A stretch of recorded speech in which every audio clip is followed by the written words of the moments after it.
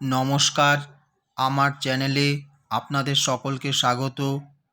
আমার আজকের টপিক হলো কনফিউজিং ওয়ার্ডস।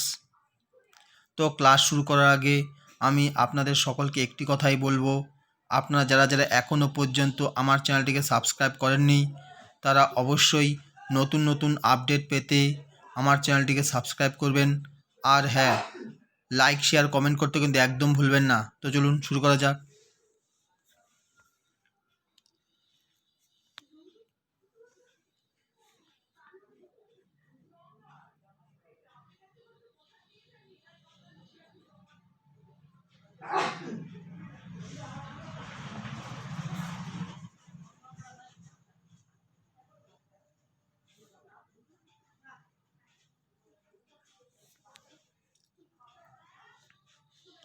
তো চলুন শুরু করা যাক। তো 1 নাম্বার, প্রথমে আমি অল্টার ALTAR একটা ALTER, ঠিক আছে, এটা নিয়ে আলোচনা করব। প্রথমে অল্টার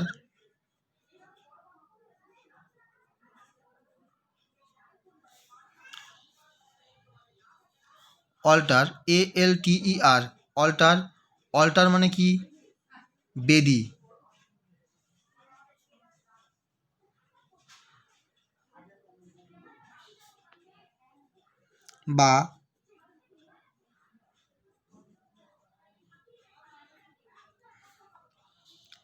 বা ধর্মস্থানে উচ্চ আসন।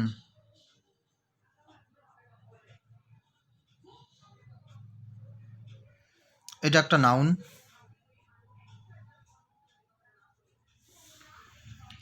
এই অল্টার মানে হচ্ছে বেদি। অল্টার মানে হচ্ছে বেদি বা ধর্মস্থানে উচ্চ আসন। এটা হচ্ছে নাউন একটা। তো এই দিয়ে আমরা একটা বাক্য লিখব, দেখব অল্টারটা কীরকমভাবে ব্যবহৃত হয়।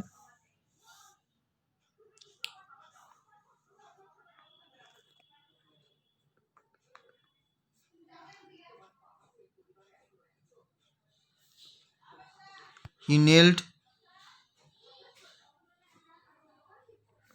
knelt down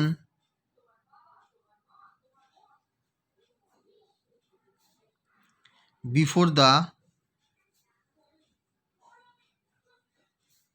altar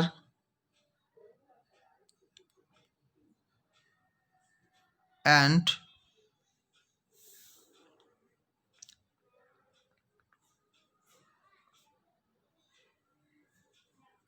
took a vow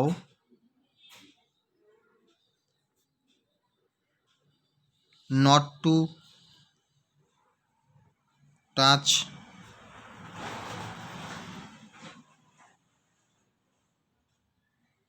wine all his life। তাহলে কি হলো? He knelt down before the altar and took a vow not to touch wine all his life। মানে সে বেদির সামনে নতজানু হয়ে প্রতিজ্ঞা করেছিল যে সে জীবনে কখনো আর মদ স্পর্শ করবে না। তাহলে অল্টার মানে কি? বেদি বা ধর্মস্থানে উচ্চ আসন, এটা একটা নাউন। তো এটা আমরা বাক্যে অ্যাপ্লাই করলে কি হবে? He knelt down before the altar and took vow, মানে প্রতিজ্ঞা বা শপথ ভাও, মানে not to touch wine all his life, মানে সে বেদির সামনে নতজানু হয়ে প্রতিজ্ঞা করেছিল সে জীবনে আর কখনো মদ স্পর্শ করবে না। নেক্সট অল্টার, এটা ALTAR, এটা হচ্ছে ALTER। অল্টার, এই অল্টার মানে হচ্ছে পরিবর্তন করা বা বদল করা।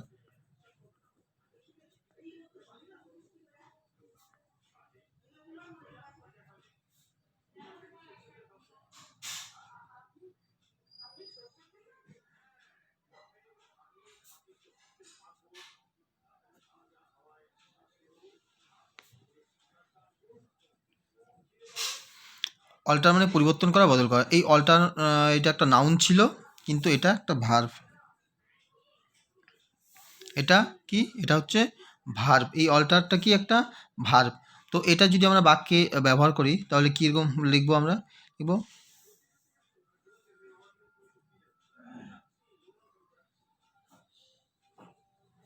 I cannot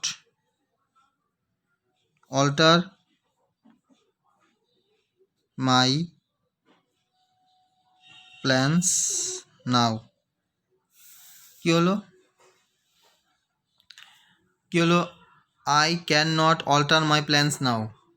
I cannot alter my plans now.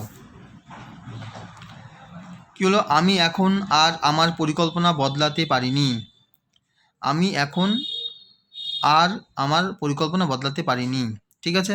তো বোঝা গেল অল্টার আর একটা দুইটা অল্টারের কীভাবে বাক্যে ব্যবহার করবো সেটা আমরা দেখলাম। নেক্সট 2 নাম্বার কি? All together. একটা একটা এল, একটা দুটা এল। ঠিক আছে? তো প্রথমে দুইটা এল দিয়ে দেখি।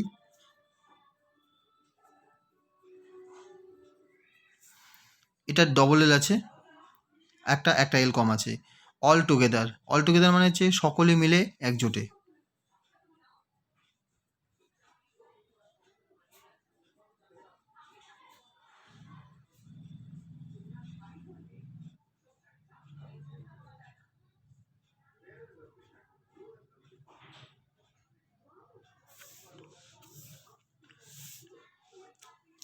তাহলে কি অল টুগেদার? এটা মানে কি? সকলে মিলে একজোটে। কি অল টুগেদার মানে সকলে মিলে একজোটে। ঠিক আছে? তো এটাকে আমরা বাক্যে ব্যবহার করে দেখাচ্ছি।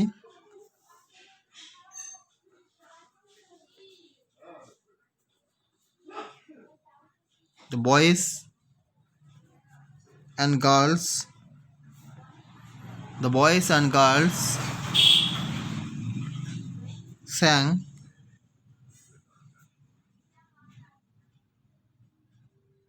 all together. তাহলে অল টুগেদার মানে সকলে মিলে একজোটে। হ্যাঁ, তাহলে এটা যখন আমরা বাক্যে অ্যাপ্লাই করবো কী হবে? The boys and girls স্যাং all together মানে ছেলে ও মেয়েরা সকলেই একযোগে গান গেয়েছিল। ছেলে ও মেয়েরা সকলেই একযোগে গান ধরেছিল। নেক্সট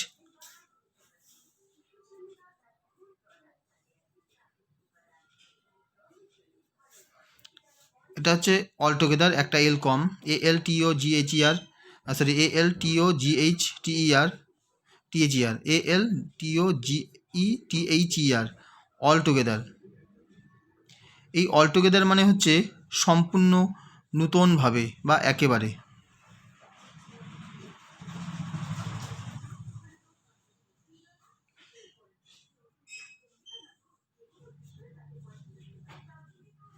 সম্পূর্ণ, নতুনভাবে বা একেবারে। ঠিক আছে?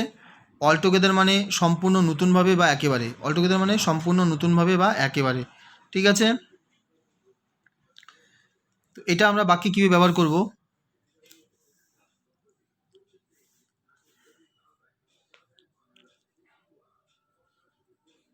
This was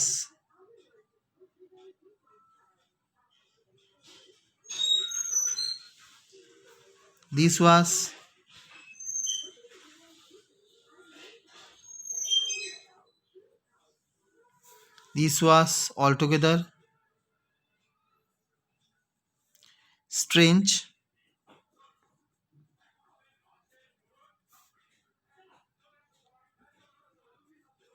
for a person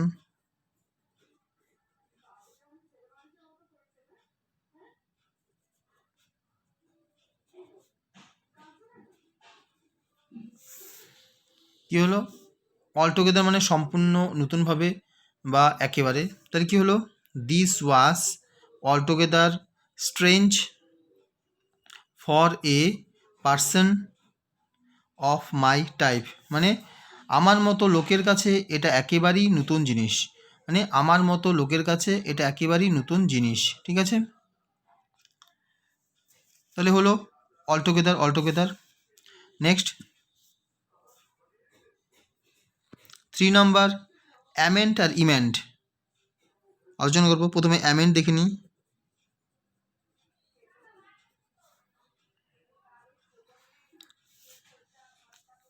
অ্যামেন্ট AMEND, অ্যামেন্ট মানে কি? পরিবর্তন করা বা সংশোধন করা।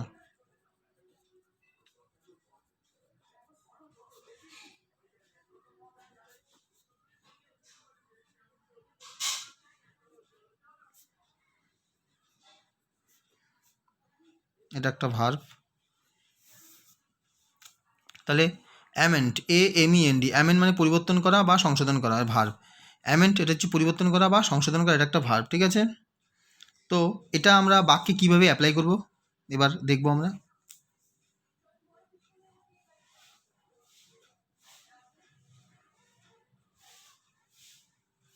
ইউ মাস্ট অ্যামেন্ড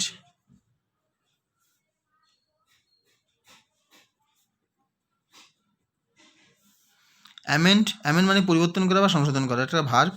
তাহলে কী হবে এটা? বাক্যে বাক্যে ব্যবহার করলে ইউ মাস্ট অ্যামেন্ড ইউর ওয়েস, ঠিক আছে। মানে তো তোমার নিজের কার্যকলাপ শোধরানো উচিত, তোমার নিজের কার্যকলাপ শোধরানো উচিত, ঠিক আছে। বা তুমি তোমার নিজের কার্যকলাপ অবশ্যই শোধরাবে। নেক্সট ইমেন্ট বা অ্যামেন্ডমেন্ট, ঠিক আছে। বা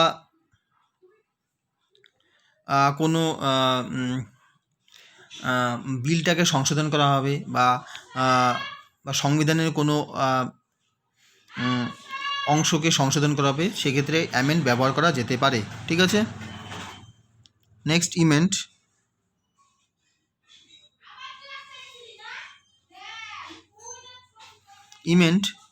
মানে লেখা সম্পাদনা করা।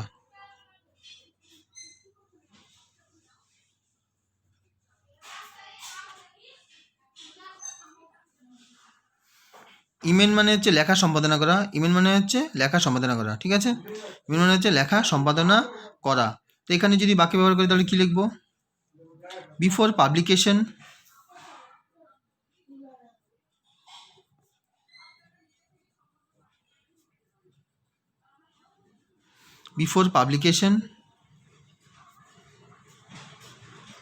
the first part of the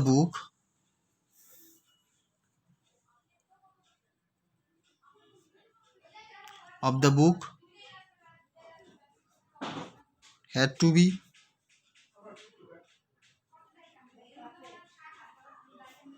emended। তাহলে কী হলো? ইমেন্ট ইমেন্ট মানে হচ্ছে লেখা সম্পাদনা করা। তো এটা আমরা কিভাবে অ্যাপ্লাই করব? লিখব before publication the first part of the book had to be emend, মানে বইটির প্রথম ভাগ প্রকাশের আগে তার সম্পাদনা করতে হয়েছে, ঠিক আছে। বইটির প্রথম ভাগ প্রকাশের আগে তার সম্পাদনা করতে হয়েছে। Next 4 number.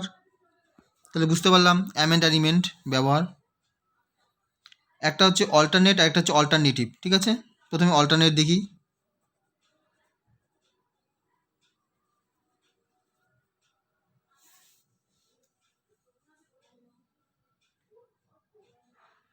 Alternate ALTERNATE, alternate, ঠিক আছে। অল্টারনেট মানে হচ্ছে একদিন অন্তর।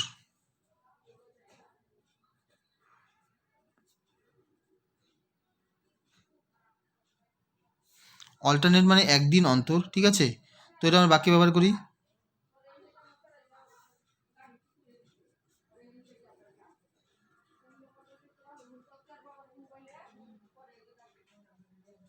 The doctor comes to see me every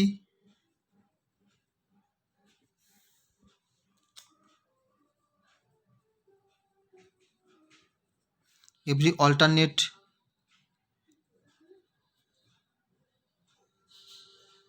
day. Alternate মানে হচ্ছে একদিন অন্তর, অল্টারনেট মানে হচ্ছে একদিন অন্তর। The doctor comes to see me every alternate day, ঠিক আছে। The doctor comes to me the doctor comes to see me, হ্যাঁ, এভরি অল্টারনেট ডে মানে ডাক্তার আমাকে একদিন অন্তর দেখতে আসেন, ডাক্তার আমাকে একদিন অন্তর দেখতে আসেন, ঠিক আছে। Next alternative.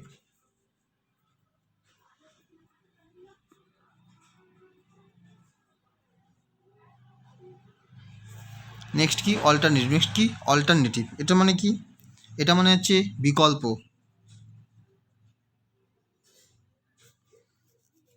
এটা মানে কি, এটা হচ্ছে একটা বিকল্প, এটা কি অল্টারনেটিভ মানে, অল্টারনেটিভ মানে কি বিকল্প, ঠিক আছে। তো এটাকে যদি আমরা বাক্যে অ্যাপ্লাই করি তাহলে কি দেখব, কি লিখব, there was no other, there was no other, there was no other alternative,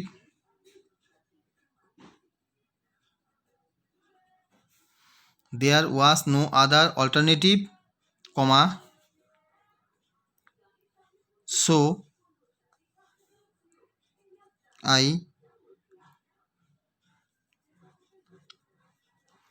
agreed to the terms, to the, ঠিক আছে। There was no other alternative, comma, so I agreed to the terms, ঠিক আছে। There was no other alternative, so I agreed to the terms মানে কোনো উপায় ছিল না বলে আমি সেই সব শর্তে রাজি হয়েছিলাম। There was no other alternative, so I agreed to the terms, কোনো উপায় ছিল না বলে আমি সেসব শর্তে রাজি হয়েছিলাম।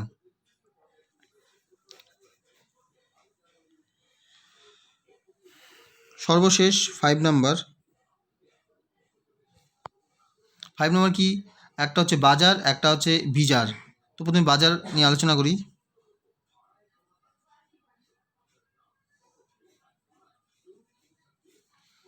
বাজার, বিএ জেড ডবল এ আর, বাজার, বাজার মানে বাজার,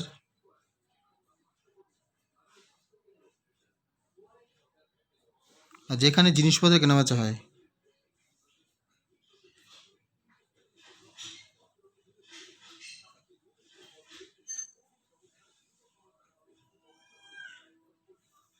যেখানে জিনিসপত্র কেনাবেচা, বাজার মানে বাজার যেখানে জিনিসপত্র কেনাবেচা হয়, বাজার কি যেখানে, বাজার হচ্ছে বাজারে যেখানে, অথবা যেখানে জিনিসপত্র কেনাবেচা হয়, ঠিক আছে। তাহলে আমরা বাক্যে ব্যবহার করি, শি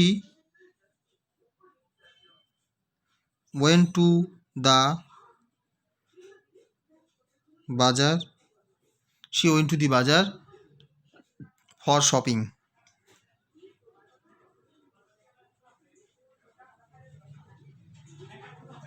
ঠিক আছে। শি ওয়েন্ট টু দি বাজার ফর শপিং, ঠিক আছে, মানে কেনাকাটার জন্য তিনি বাজারে গিয়েছিলেন, কেনাকাটার জন্য তিনি বাজারে গিয়েছিলেন, ঠিক আছে। নেক্সট ভিজার,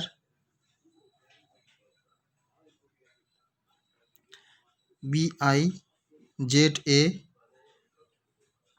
ডবল আর ই, বিআই Z A double R E, bazaar, sorry bizarre, B I Z A double R E, bizarre মানে বিচিত্র বা অস্বাভাবিক।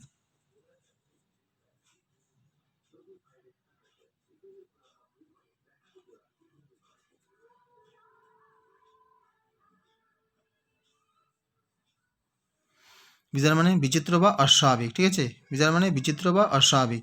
তো এটা আমরা যদি বাক্যে অ্যাপ্লাই করি তাহলে কি লিখব,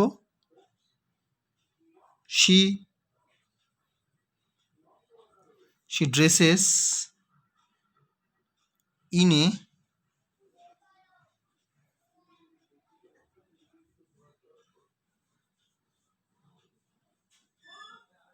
বিজার ম্যানার, মানে সে অদ্ভুত পোশাক আশাক পরে, she dresses in a bizarre manner, she dresses in a bizarre manner, ঠিক আছে, মানে সে বা মেয়েটি অদ্ভুত পোশাক আশাক পরে, ঠিক আছে? তো যাই হোক, আপনারা এই সমস্ত কনফিউজিং ওয়ার্ডসগুলো খুব ভালো মতো যত্ন সহকারে পড়বেন। আমার দৃঢ় বিশ্বাস আপনারা এখান থেকে অনেক কিছু অর্জন করতে পারবেন। আর হ্যাঁ, নতুন নতুন বাক্য গঠন করার ক্ষেত্রে এই সমস্ত কনফিউজিং ওয়ার্ডসগুলো গুরুত্বপূর্ণ ভূমিকা পালন করে থাকে। তো যাই হোক, আমি আমার ক্লাসকে এখানেই শেষ করছি। আপনারা ভালো থাকবেন, অপরকেও ভালো রাখবেন। জয় হিন্দ, জয় ভারত।